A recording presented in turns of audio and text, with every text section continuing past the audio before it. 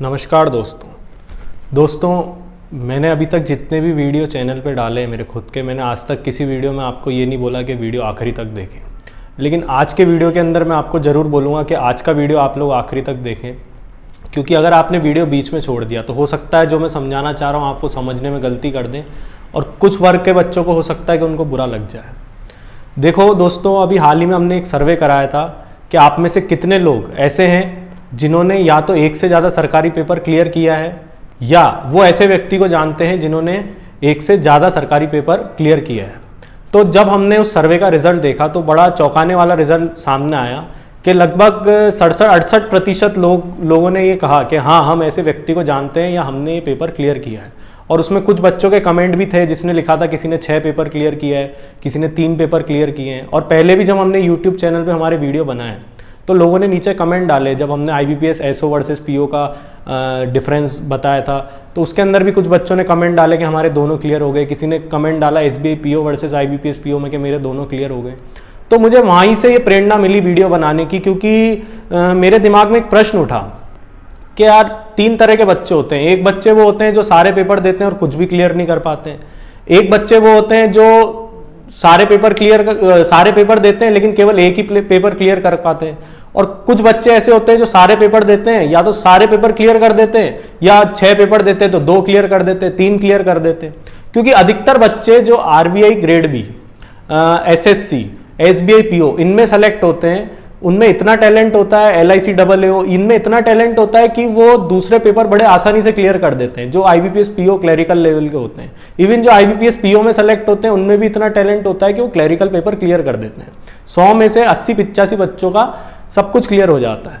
लेकिन उन 10%, 15% बच्चे ऐसे भी होते हैं जिनका हो सकता है कि एक ही पेपर क्लियर हुआ हो, बाकी पेपर क्लियर नहीं हुआ हो। लेकिन ऐसे बच्चों की तादाद कम है क्योंकि कंपटीशन इतना बढ़ता जा रहा है कि जो इंटेलिजेंट बच्चे होते हैं केवल वही सिलेक्शन पा पाते हैं और वो दूसरे पेपर भी देते ही हैं। क्योंकि आज के ज़माने में कोई भी इंसान इतना कॉन्फिडेंस उसमें नहीं होगा कि अगर मैं सोचूं यार कि मेरे 12th में 95% है, मैं इतना टैलेंटेड हूं कि मैं केवल UPSC देता हूं या मैं केवल RBI ग्रेड भी देता हूं, मेरा सिलेक्शन हो जाएगा। जब इंसान कॉम्पिटिशन के मैदान में उतरता है तो वो सब तरह के पेपर देता है और इसमें उस इंसान की कोई गलती नहीं है, क्योंकि कंपटीशन इतना है कि इतना ओवर कॉन्फिडेंस होना गलत बात है। मेरी जो खुद की वाइफ है परिधि जैन, उसके 3 पेपर क्लियर हो गए थे। उसने 2 बैंकों के तो मणिपाल PGDBF कोर्स क्लियर कर दिया था, इंटरव्यू तक मतलब वो पहुंच गई थी और इंटरव्यू भी उसका क्लियर हो गया था। और उसके अलावा IBPS क्लर्क उसका क्लियर हो गया था। तो ये जाहिर सी बात है कि जो बच्चे टैलेंटेड होते हैं वो सारे पेपर देंगे और वो क्लियर भी करेंगे। लेकिन इस खेल के अंदर होता क्या है कि गलती उन बच्चों की नहीं होती, गलती हमारे सिस्टम में ही हो जाती है कि जैसे IBPS जो रिजर्व लिस्ट निकालता है वो केवल 10% सीटों की निकालता है। लेकिन ये सर्वे ये बताता है कि ऐसे बच्चों की तादाद बहुत ज़्यादा है जो एक से ज़्यादा पेपर क्लियर कर देते हैं।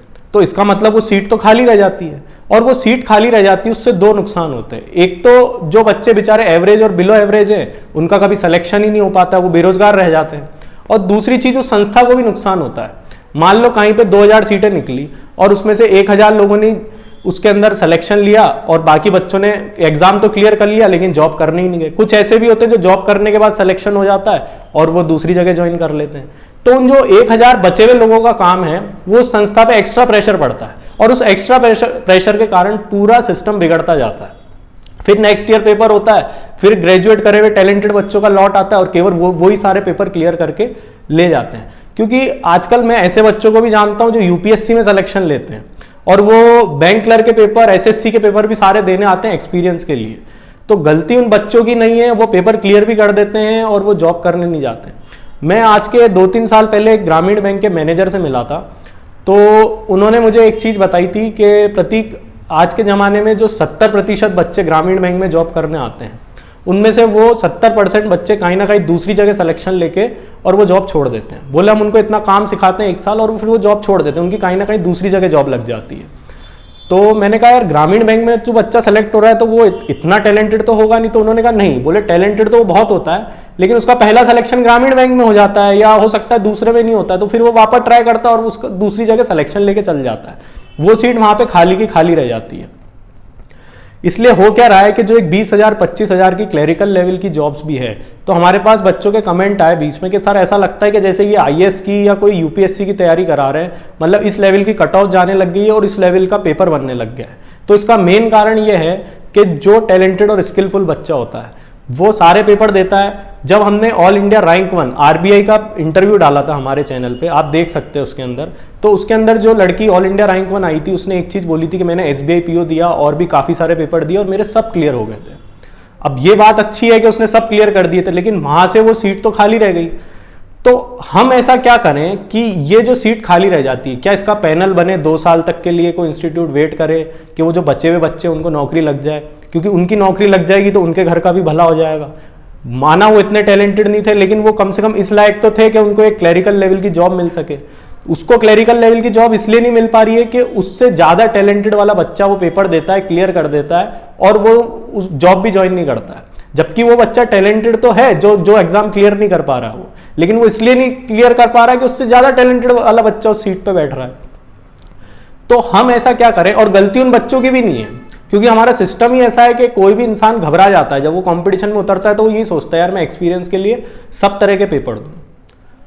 मेरी एक फ्रेंड जब मणिपाल का इंटरव्यू देने गई, जब मैं ये वीडियो बना रहा था तो उससे पहले मैंने इस टॉपिक पे भी डिस्कस किया, तो उसने कहा यार ये बड़ा अच्छा टॉपिक है। उसने अपना खुद का एक्सपीरियंस शेयर किया कि वो जब मणिपाल का इंटरव्यू देने जा रही थी एक बैंक का, सरकारी बैंक का, तो वहाँ पे उसको एक लड़का मिला जिसका आरबीआई असिस्टेंट क्लियर था, मतलब उसकी ज्वाइनिंग आने वाली थी और वो वहाँ इंटरव्यू देने आया। तो उसने उससे पूछा कि यार आप इंटरव्यू देने क्यों आए, तो उसने कहा मैं एक्सपीरियंस के लिए देने आया हूँ। तो हम किसी को रोक नहीं सकते, लेकिन मेरा आपसे ये प्रश्न है कि इसका सॉल्यूशन जो संस्थाएं हमारा पेपर कराती है वो क्या दे सकती है, ये आप कमेंट बॉक्स में टाइप करके बताएं हमको कि इसका सॉल्यूशन क्या हो सकता है, क्योंकि हमारी भी कुछ लिमिटेशन है, कुछ सीमाएं, हम हर चीज़ आपको नहीं बता सकते। कुछ चीज़ें आप हमको बताओ तो हम हो सकता है हमको उस पर अच्छा आइडिया मिले, हम उस पर एक नया वीडियो आपके सामने शेयर करेंगे कि हमको इस इंसान ने ये सजेशन दिया और उस पर फिर डिस्कस करेंगे। क्योंकि हो सकता है कि काफ़ी सारी चीज़ें जो है हमको पता नहीं चलती है, आपको ज़्यादा समझ में आती जो बच्चे अभी कंपटीशन में उतरे हुए हैं। क्या इसका पैनल बने, कई जगह ऐसे होता है 2-2 साल तक के लिए पैनल बनता है, जो 2 साल में बच्चे छोड़ के चले जाते हैं, उनके जो पीछे वाला जो लॉट होता है उनको सेलेक्ट करके जॉब के लिए लिया जाता है। तो क्या इसके सजेशन है नीचे कमेंट बॉक्स में टाइप करके बताएं, और हमारी चैनल को लाइक शेयर सब्सक्राइब करें। अगर इस तरह के और वीडियो आप चाहते हैं तो नीचे कमेंट बॉक्स में टाइप करें। आप लोग का बहुत बहुत धन्यवाद।